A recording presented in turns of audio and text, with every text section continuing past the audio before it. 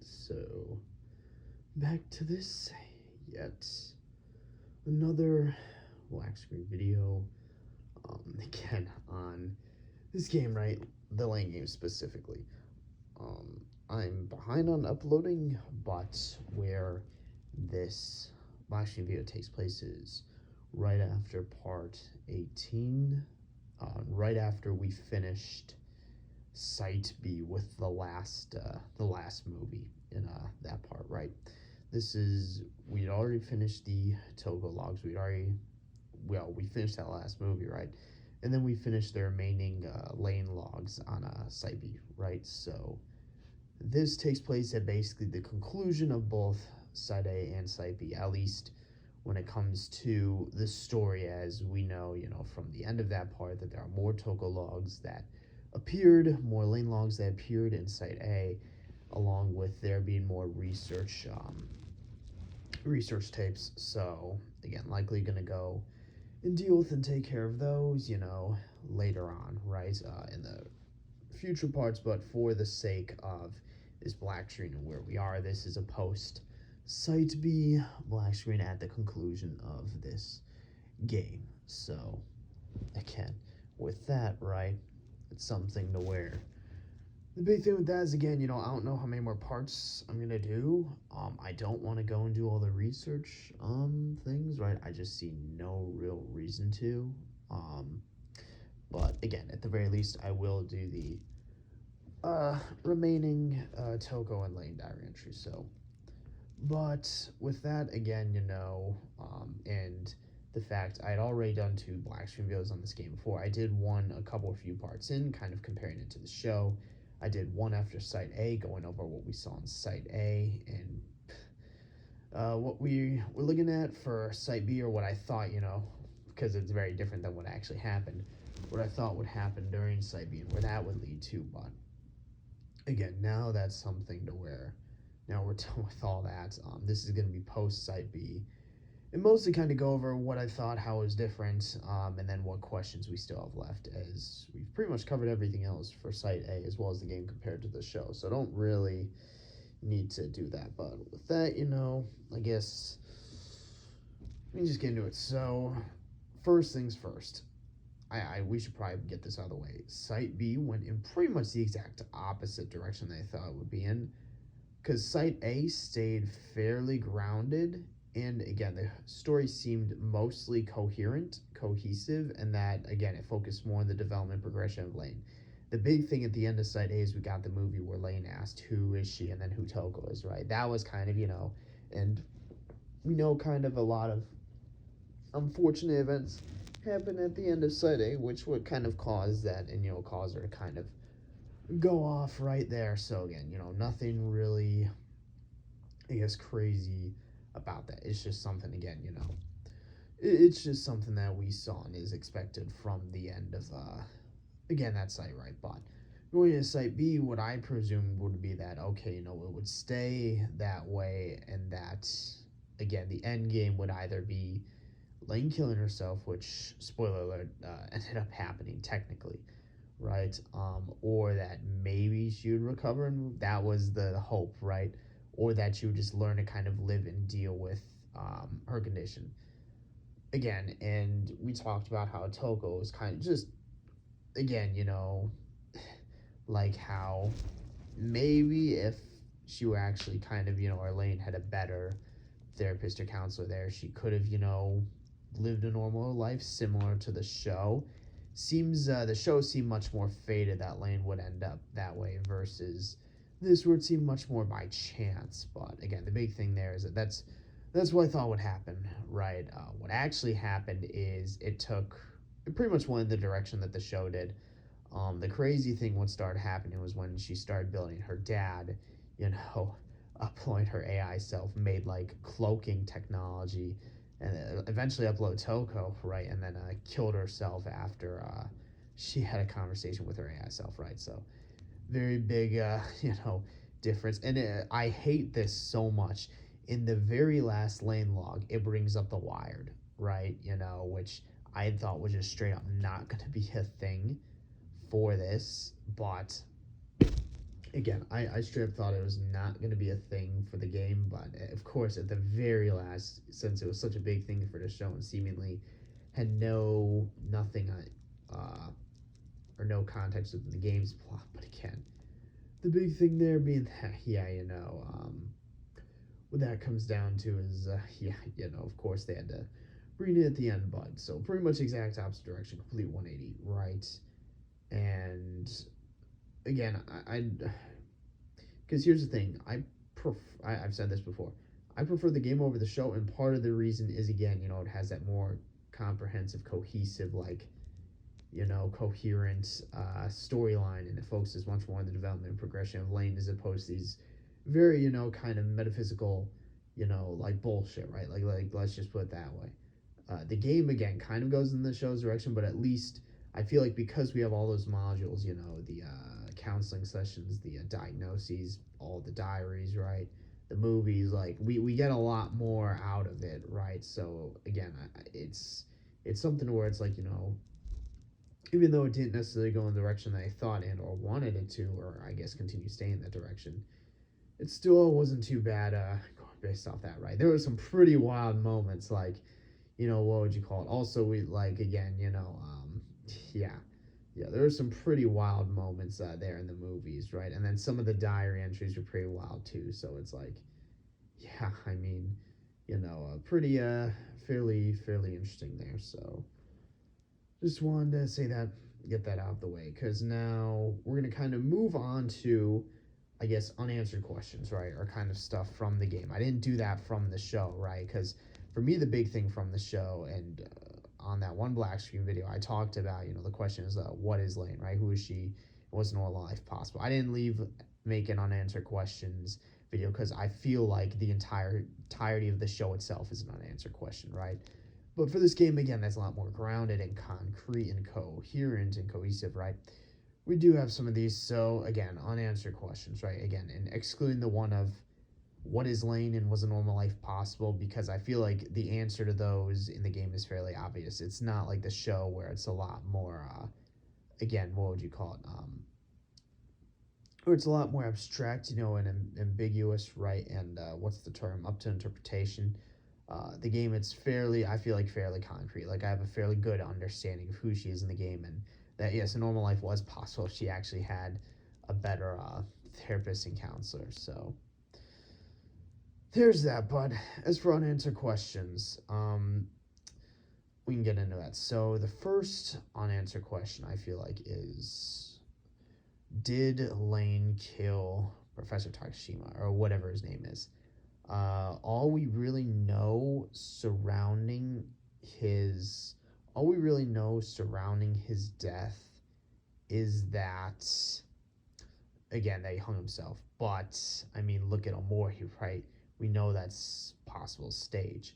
So, and in and on is office too. It's very suspicious circumstances, and it was ruled as a suicide, but it seemed like it was never, really a, what would you call it, a concrete, like, this is definitively what happened. So the question is, did Lain have meddling in that?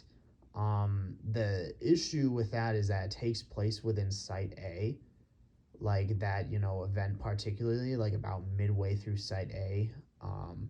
When we get to some of or is it in Site B? I don't think it's in Site B.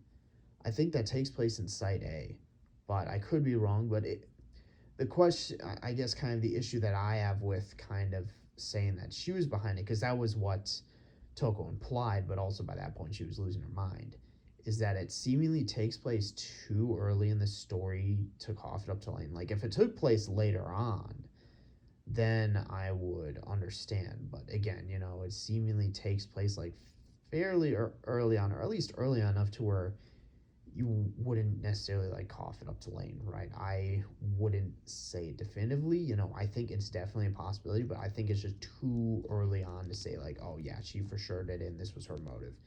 Again, very suspicious like circumstances, but who knows, right?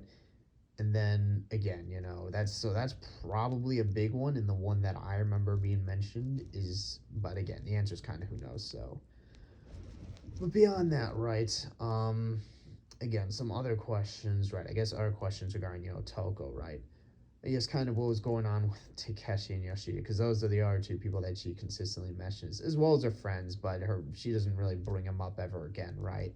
She mentions her friends like once or twice, and then just never brings it up again. It's only just Takeshi and Yoshida.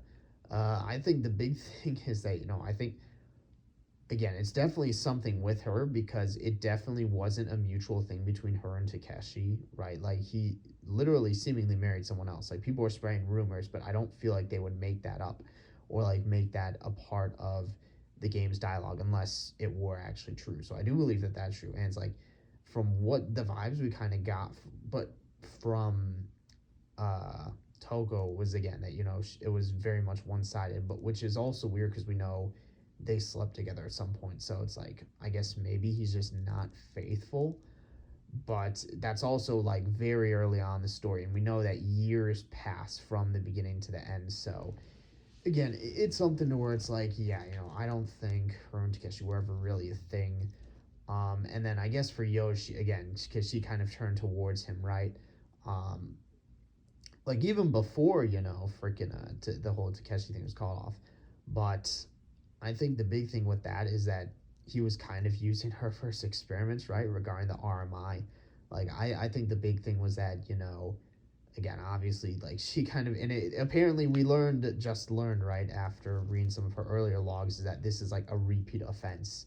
This has been happened multiple times with her, so I won't be surprised. But with him again, we're pretty sure that he was using her for his like experiments and research right on the RMI. As I guess he found that what would you call it?